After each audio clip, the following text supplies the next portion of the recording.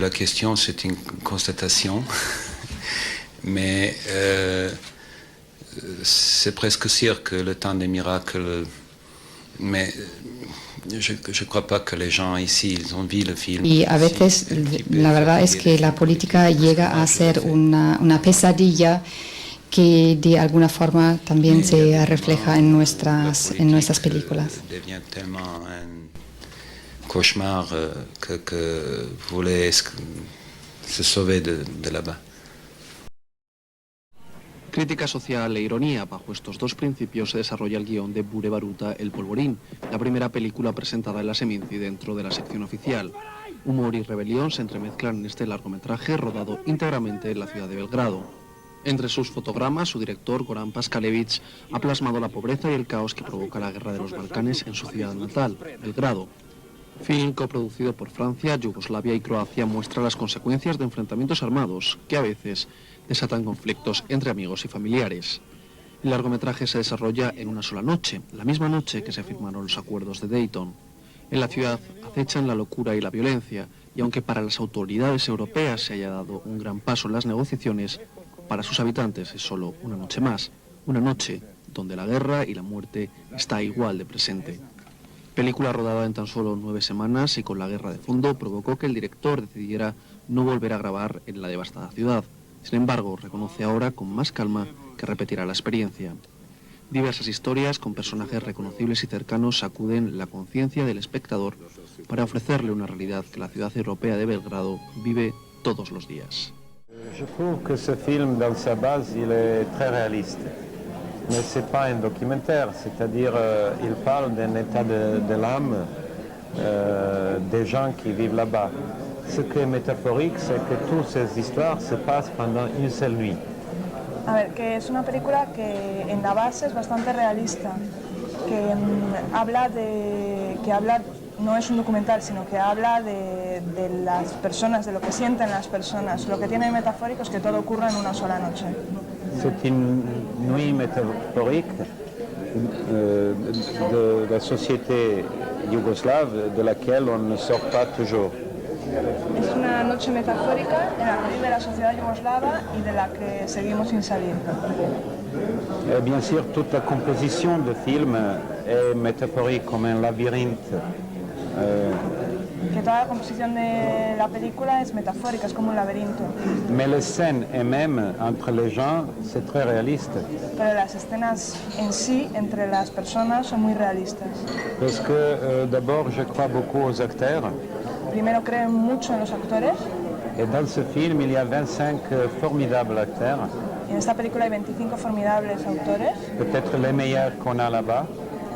Probablemente los mejores que hay allí. Et à travers eux, j'essaie de passer cette émotion et des émotions fortes aux spectateurs. Y a través de ellos trata de que estas emociones fuertes pasen a los espectadores. Vous trouvez que la signature d'un homme peut régler la violence qui existe dans une société pendant des siècles? Que si crees que una firma entre unos hombres puede arreglar la violencia que existe en una sociedad desde hace siglos.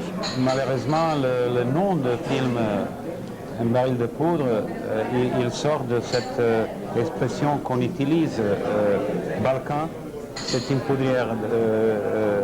Que desgraciadamente el título de la película, El Polvorín, sale de la expresión que se utiliza, los Balcanes son un polvorín. Et le paix, il ne dirait pas longtemps là-bas.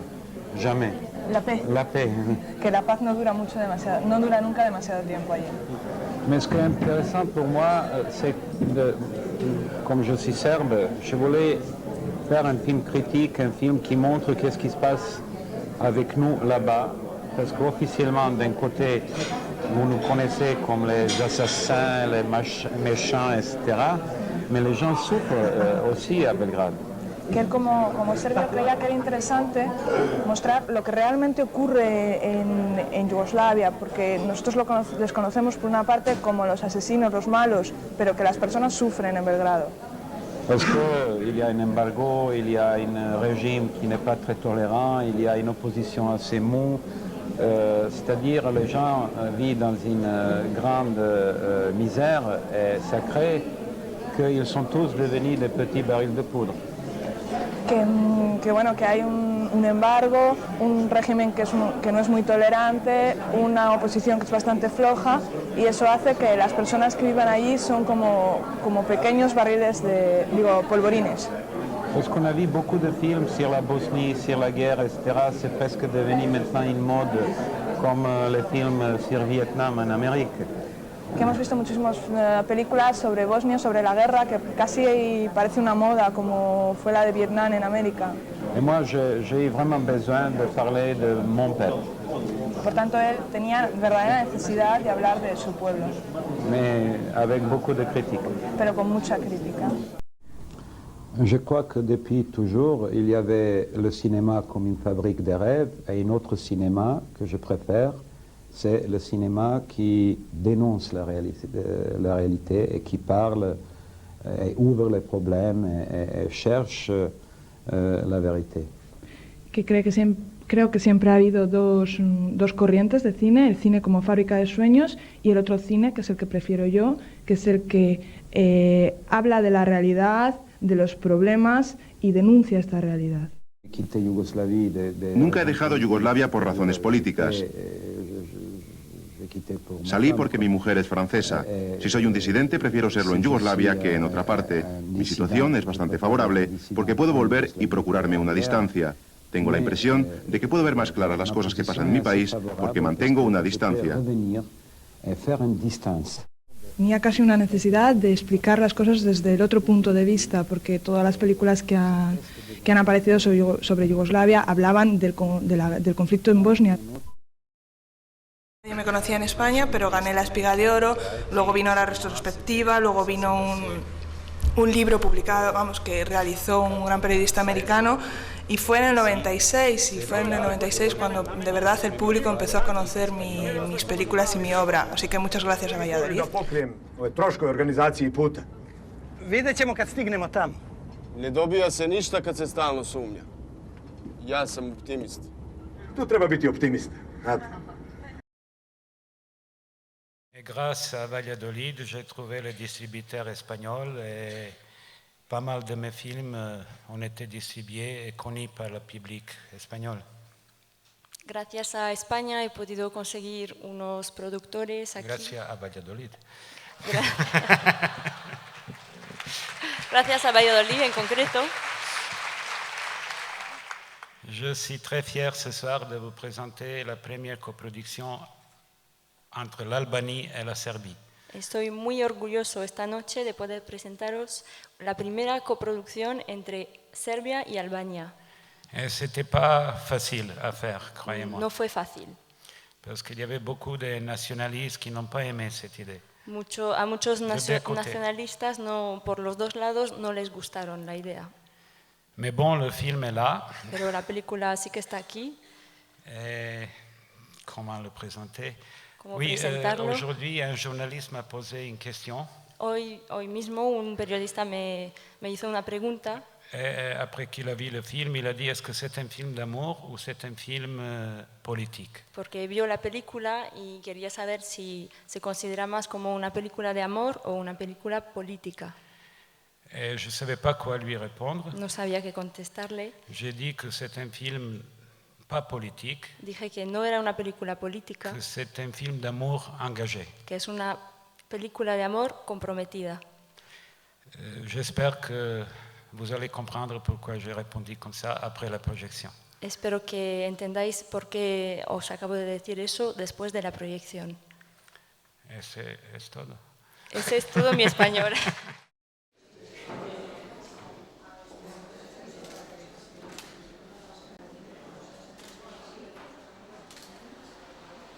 Je ne parle pas espagnol, mais je comprends pas mal. Il faut que je dise quelque chose au début. D'abord, je suis vraiment très heureux d'être ici, parce que je sens ce festival comme ma maison. Pas seulement que... Bueno, no siento mucho no hablar español, pero vamos, entiendo bastante y quiero deciros ante todo que estoy realmente muy feliz de estar aquí entre vosotros, porque me siento en este festival como si estuviera en mi propia casa. Parce que quand ils sont fondés, les festivals comme Cannes, Venise, Berlin, ils servaient à ça qu'on arrive avec un film qui n'a pas une grande possibilité pour la distribution et que ces festivals aident les auteurs qui ont fait des films de qualité, des films qui parlent de certains problèmes pour trouver la distribution. Aujourd'hui, ce n'est pas le cas. Porque antes, cuando se fundaron festivales como Cannes, como Venise o como Berlín, pues estos festivales servían para ayudar a ciertos creadores, a directores de cine para que sus películas encontrasen un distribuidor fuera de su país. Pero hoy en día ya no es este caso, ya no ayudan a eso. Et on est considéré que les Albanais et les Serbes comme le peuple qui ne sont pas à honeymoon. Y precisamente los albaneses y los serbios pues se nos considera siempre como un pueblo que precisamente no está viviendo ninguna luna de miel. Ça se passe en Serbie aussi, que les gens de Milosevic qui ont pillé le pays et qui se sont calmés après les changements pendant 1 ou 2 ans, ils reviennent sur la scène et ils achètent le pouvoir, même pouvoir politique, et malheureusement leurs enfants vont être les patrons de mes enfants. Y pasa una cosa parecida en Serbia, donde los que apoyaban antes a Milosevic se quedaron un poco atrás y ahora pues parece que están volviendo otra vez, están volviendo a comprar este poder y por desgracia estos hijos van a ser los jefes de mis hijos. Surtout les gens en Europe Uno de los grandes problemas de la Europa de hoy es la inmigración. En el siglo pasado el paraíso estaba en América, pero se ha trasladado a Europa. Y muchos países, como Italia, han olvidado que ellos también fueron inmigrantes. Cette blague, c'est pas la blague, ça s'est passé à Toronto.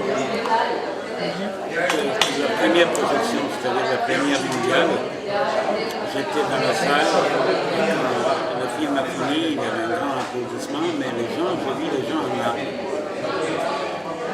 Et après, un critique qui était parmi ces gens-là, qui étaient vraiment émis par le film, il a écrit que le film, il a overdose de sentimentalisme.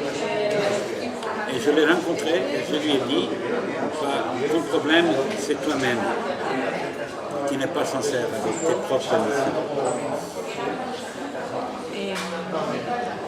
Est-ce que je m'en fiche maintenant qui va écrire quoi, quelque part? Non, c'était pas facile pour moi, parce que, et surtout pour Mustafa, parce qu'il ne joue pas le piano. La mélodie devrait se développer peu à peu dans sa tête. Et en fait, quand il est complètement trahi par tous les autres, par son fils, par son choriste et tout ça, les dernières images sont au niveau de son rêve. Mais dans ce rêve, il y a la composition comme il l'a imaginée. Symphonique avec l'orchestre qu'on a fait pour le film. J'ai dit ça à la conférence de presse, que je trouve qu'aujourd'hui l'émotion a une vraie émotion, pas le sentimentalisme. C'est un peu perdu dans le cinéma mondial. Tout est un peu en action, les drames compliqués. Je trouve que l'émotion est vraiment très importante dans l'art. Il y a pas mal une partie des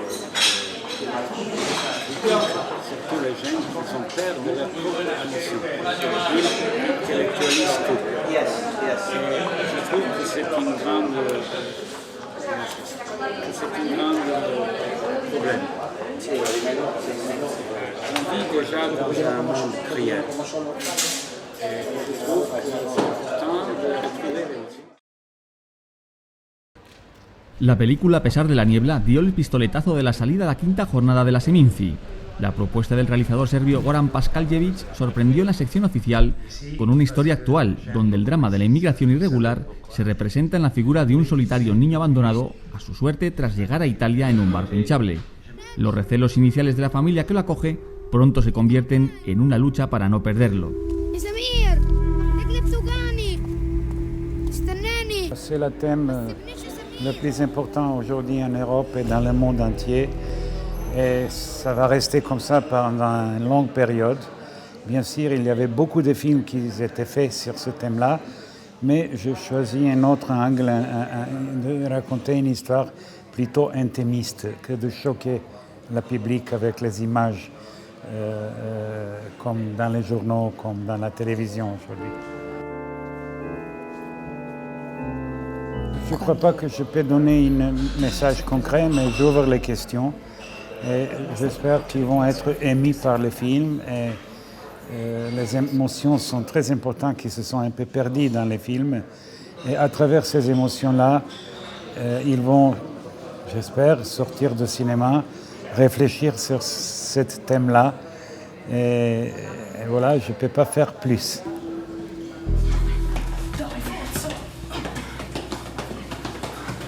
Dans ce film, tout est réel, sauf que l'histoire elle-même, elle est inventée. Il y a 5000 enfants qui sont comme ça dans les routes de l'Italie depuis 3 ans. Parmi eux, il y a beaucoup qui sont finis comme les victimes des mafiosos, vendus pour les organes. Il y a des histoires terribles. Mais ce qui me fascine, c'est que l'Europe tombe de plus en plus dans un brouillard, métaphoriquement parlant, xénophobique. En Italie, vous avez mentionné Salvini. Il a presque pris le pouvoir à un moment, le pouvoir total. Il est presque devenu le nouveau duce fasciste en Italie, suivi par plus de 30% des gens qui étaient prêts de voter. Et la plupart de sa force, il a bâti sur le populisme et sur le thème des émigrés qui sont le plus grand danger en Italie. Ce qui n'est pas vrai, il y a des autres dangers. Le fascisme est beaucoup plus grand danger. Mais moi, j'étais émigrant pendant 20 ans. Et c'est un thème qui reste comme un thème principal dans le monde. Et moi, je ne sais pas, est-ce que je vais revenir sur ce thème-là. A dargli una speranza concreta, a rimboccarci le maniche. Pour moi, de travailler avec ce garçon, c'était quelque chose de très bouleversant, parce que c'est un garçon de 8 ans, d'origine, il est de l'Égypte, mais il est né en Italie, il parle italien mieux qu'arabe, et c'était vraiment difficile au début de communiquer avec lui, mais après ça, à travers le jeu que j'ai inventé entre nous deux, il est devenu un vrai grand acteur, parce qu'il est vraiment impeccable dans le film. À la fin du tournage, il m'a dit « Écoute, je peux faire mieux certaines scènes. Est-ce que tu veux qu'on les répète ?» Il ne comprenait pas que je n'ai pas l'argent pour répéter les scènes. Mais il était très précis et il savait exactement lesquelles scènes il peut faire mieux. Et c'est vraiment incroyable de voir un garçon de 8 ans qui devient un acteur, qui peut demain, qui sait qu'est-ce qu'il va faire, mais il est beau, il a l'ambition. J'espère qu'il va être un acteur un jour, parce que j'ai reconnu un grand talent à lui.